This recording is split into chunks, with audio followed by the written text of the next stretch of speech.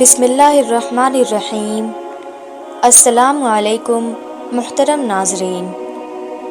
ایک دن ایک معروف کمپنی کے ملازمین اپنے دفتر پہنچے تو ان کی نظر دروازے پر لگے ایک نوٹس پر پڑی۔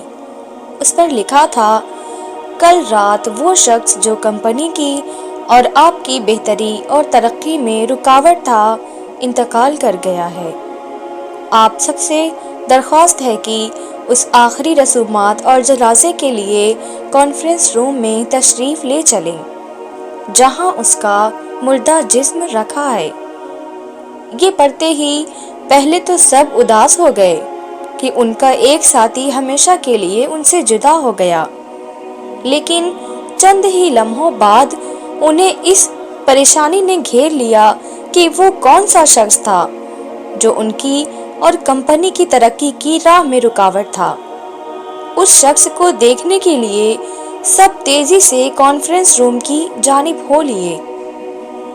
کانفرنس روم میں ملازمین کا اتنا ہجوم ہو گیا کہ سیکیورٹی گارڈ کو ان لوگوں کو کنٹرول کرنے کے لیے خصوصی ہدایات جاری کرنا پڑی۔ لوگوں کا ہجوم تھا کہ قابو سے باہر ہوا جا رہا تھا۔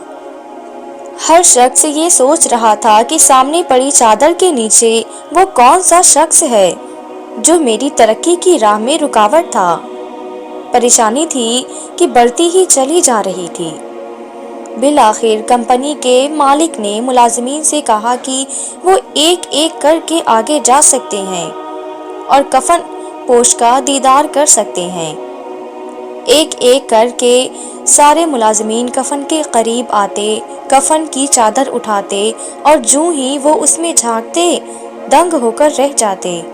ان کی زبانیں گویا تالو سے چپک کر رہ جاتی۔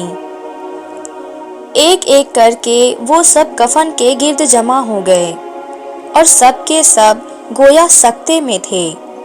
یوں معلوم ہوتا تھا جیسے کسی نے ان کے دل پر گہری ضرب لگائی ہو۔ دراصل کفن میں ایک آئینہ رکھا ہوا تھا۔ جو بھی کفن کے اندر جھانکتا وہ اپنے آپ کو دیکھتا۔